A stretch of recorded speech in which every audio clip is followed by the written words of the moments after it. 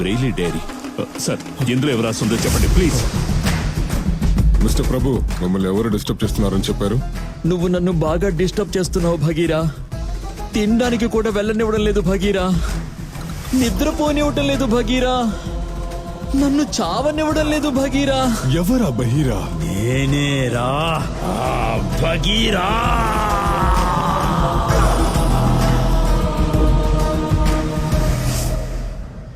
నేను మురళి ఫ్రెండ్స్ అంటే ఎవరు నమ్మరు, అన్నదమ్ములని చెప్తారు.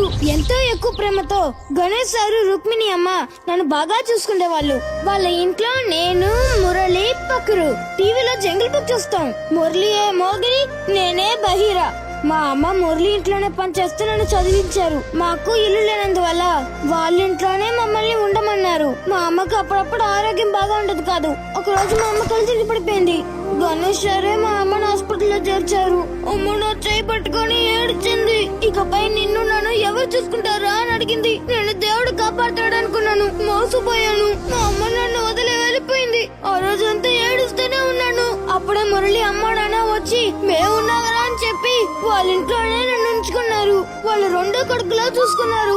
వాళ్ళ కళ్ళల్లో మా అమ్మని చూసుకున్నాను. నక్కలతో ఫైట్ చేసి మోగ్లీని బగీరా కాపాడింది. అప్పుడు మోగ్లీ బగీరాని గట్టిగా పట్టుకుని, చాలా థ్యాంక్స్ బగీరా, నువ్వు లేకపోతే నేను చిక్కేవాడిని. We are the best friends. నువ్వేమో మోగ్లీ, నువ్వేమో బగీరా. ఆల్వేస్ మీరిద్దరూ వాళ్ళలాగా బెస్ట్ గా ఉండాలి. మురళి వాళ్ళ నాన్న బొమ్మలు చేసే ఫ్యాక్టరీ పెట్టుకున్నారు.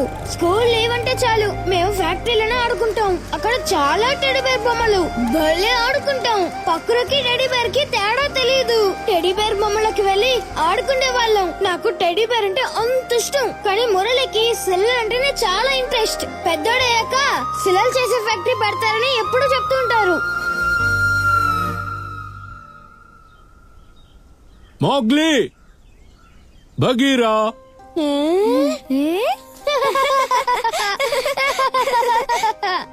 ఏ రాబిట్, ఏంటి ఇటు పక్క? ఇవాళ ట్యూషన్ కల్లా ఇదిగో. ఏంటిది? మా తాతయ్య $1 నా చేతికి ఇచ్చారు. నాకు ఇష్టమైన వాళ్ళకి దీన్ని ఇవ్వమని చెప్పారు. నాకు మా అమ్మ నాన్నల కంటే నువ్వు అంటేనే నాకు ఇష్టం రా.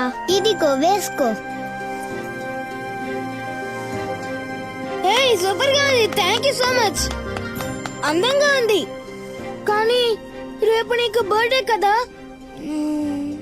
ఏ ఇవ్వడో తెలియదే. నీకేం గిఫ్ట్ కావాలి? మా బామ్మ దగ్గరికి తీసుకువెళ్ళు. మీ బామ్మ చనిపోయి 6 నెలలైందే. చనిపోయిన వాళ్ళు స్టార్ అవుతారని నువ్వే కదా చెప్పావు. నన్ను మా బామ్మ స్టార్ దగ్గరికి తీసుకువెళ్ళు. బామ్మ స్టారా?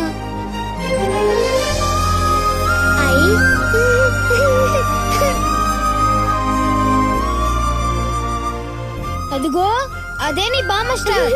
బామ్మ హాయ్. హాయ్ బామ్మ. అదిగో అక్కడుందే, అది మా అమ్మ స్టార్. హాయ్ అమ్మా ఆంటీ. రాబిట్.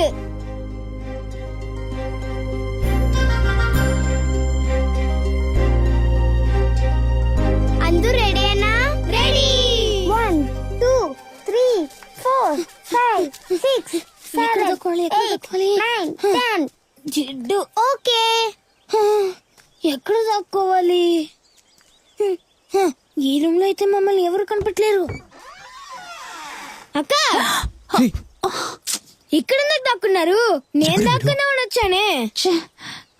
డైలీ కిషోర్ అనేతోనే కదా దాగుడు ముద్దలాడతారు. అతనికి కా చెప్పారా? ఈయనెవరు కొత్త ఉన్నారు? ఎవరు వీడు? వీడి కాలనీలో ఉండే అబ్బాయి. చూసింది అలాగే వెళ్లి కిషోర్ తో చెప్పేస్తాడు. ఏదో చెప్పేస్తాడేమో. వీడు వెళ్లి చెప్తే నా పెళ్లి ఆగిపోతుంది. నేను కిషోర్ అనేతో చెప్పను. అక్క ఎక్కడికి వెళ్తున్నావు? రాక వీడిని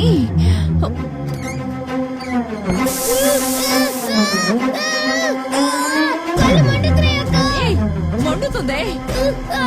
నేను అప్పుడే చెప్పాను కిషోర్ అనే దగ్గర చెప్పనని. మండుతున్నాయే. నువ్వు చూసింది బయట ఎవరితోనైనా చెప్పేవంటే నీ ఫ్రెండ్ మురళికి కూడా ఈ స్ప్రే కొట్టేస్తాను. ఆడుకునేటప్పుడు కళ్ళలో స్ప్రే పడిందని చెప్పాడు డాక్టర్. ఎగ్జామిన్ చేసిందిలో కార్నియల్ డ్యామేజ్ అయినట్టు తెలుస్తోంది. ఆప్టిక్ నర్వ్ డీప్ గా ఎఫెక్ట్ అయినందువల్ల He has lost his eyesight. Prabhu నీ కళ్ళు పోయిన తర్వాత నీ కూడా ఉండి బాగా చూసుకోవాలి అనుకున్నాను. ఇప్పుడు మాత్రం ఏంటి బాగా చూసుకున్నావు కదా. లేదు, మా నాన్నకి ట్రాన్స్ఫర్ అయ్యింది. మేము ఊరికి వెళ్ళిపోతున్నాం.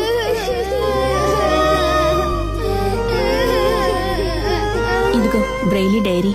ఇక నుంచి నువ్వు కూడా చదవగలవు. నేను నీకు చెప్పిస్తాను, సరేనా?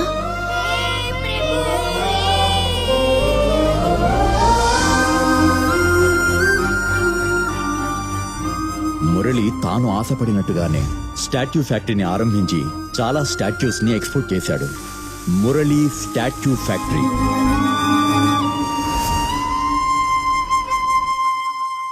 నేనే ఫైనల్ స్టేజ్లో క్యాన్సర్ పేషెంట్గా ఉన్నాను. ఇక నాకు ఏ ఆశలుంటాయి చెప్పండి? ఇంట్లో ఏదైనా ఒక శుభకార్యం జరుగుతుందా అని ఎదురు చూస్తున్నాను. నా మాట ఎవ్వరూ వినిపించుకోవడం లేదు. వినేవాణ్ణి నేనుంటే నన్ను బట్టి రేష్మాని నువ్వెప్పుడురా పెళ్లి చేసుకుంటావు? అమ్మా అదే నేను రేష్మ ఇద్దరం ఫ్రెండ్స్ మాత్రమే, అంతే. అబద్ధం అబద్ధం. నువ్వే నిజం చెప్తావా లేదంటే చెప్పేవాళ్ళని చెప్పనిస్తావా? ప్రభు రాసి పెట్టుకున్నాడమ్మా. అమ్మా ఇదిగో తీసుకొని నువ్వే చదువు. తనేదో ఫ్యాంటసీ వెడ్డింగ్ చేసుకుంటానని చెప్తూనే ఉంది. ఓహో, ఫ్యాంటసీ వెడ్డింగ్ అంటే ఏంటో అడగండి. ఏంట్రా అది? మామా hello, happy birthday Reshma. Wish మాత్రమేనా? గిఫ్ట్స్ అన్ని ఏమీ లేవా? అలాగే నీ లెఫ్ట్ కి తిరిగి చూడు.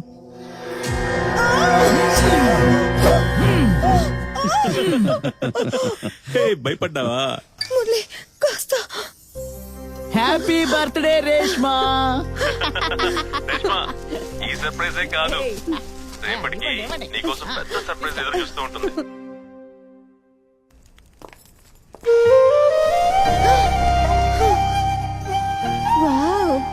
Happy birthday Reshma. Thank you Prabhu. ఇది నీకోసం శ్రీలంకలో నేను నిర్మించిన డ్రీమ్ విల్లా. దాని మినియేచరే ఇది.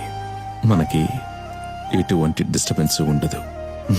గ్రౌండ్ ఫ్లోర్ లో ప్రభు ఉంటాడు, ఫస్ట్ ఫ్లోర్ లో మన ఇద్దరం మాత్రమే ఉంటాం. ఫస్ట్ ఫ్లోర్ లోనే ఉండండి, సౌండ్ వినబడినంత వరకు ఓకే. రే మురళి, వచ్చిన పని చూడరా. ముహూర్తం దాటిపోతోంది, త్వరగా వచ్చి పెళ్లి చేసుకో. ఏంటి పెళ్ళా? Hey Murali, what's happening baby? Night teddy bear పంపించి సర్ప్రైజ్ చేసావు. ఇప్పుడు నా కోసం శ్రీలంకలో ఒక విల్లా కట్టానని చెప్తున్నావు. What's next? కళ్యాణం. అప్పుడే నువ్వు చెప్పావంటే కదా మురళి దగ్గర, మీ పెళ్లి జరిగేటప్పుడు ఎవ్వరూ ఉండకూడదని, మీ ఇద్దరు మాత్రమే ఉండాలన్నవాటుగా. నేను కూడా అడిగాను ఏమిట్రా కొత్తగా ఉంది అని. అందుకు వాడన్నాడు ఫ్యాంటసీ వెడ్డింగ్ గా ఉండాలని నువ్వే అన్నవాటుగా.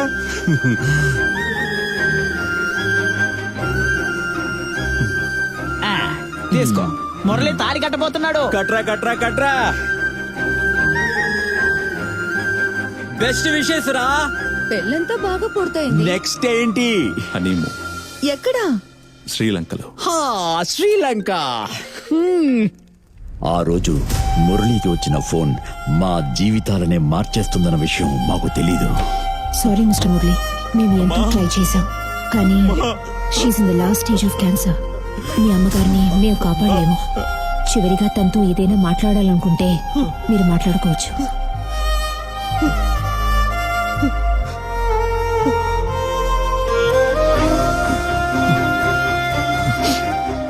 అమ్మా, ఇటువంటి సమయంలో అడగడానికి మనసుకు చాలా బాధగా ఉందమ్మా. చెప్పరా? ప్రభుకి నీ కళ్ళనిస్తావమ్మా. మురళి, ఏ సమయంలో వద్దు. ఏం మాట్లాడుతున్నావురా? ఊరుకోరా. ప్రభు, ఆగరా, ప్లీజ్. రారా. అమ్మా, నువ్వు చెప్పమ్మా, ప్రభుకి నీ కళ్ళనిచ్చావంటే వాడికి చూపు వచ్చినట్టు ఉంటుంది. వాడు చూసినప్పుడల్లా ఏమంటున్నాడు అన్నవాడు? నేను చూస్తున్నట్టే ఉంటుందమ్మా. నాకెందుకురా ఈ విషయం తట్టలేదు. ప్రభు ఇలా రా. ప్రభు అమ్మ పిలుస్తుంది. అమ్మా, రారా. అమ్మా, ఏంటమ్మా? మురళి ఎలా అయితే నాకు బిడ్డనో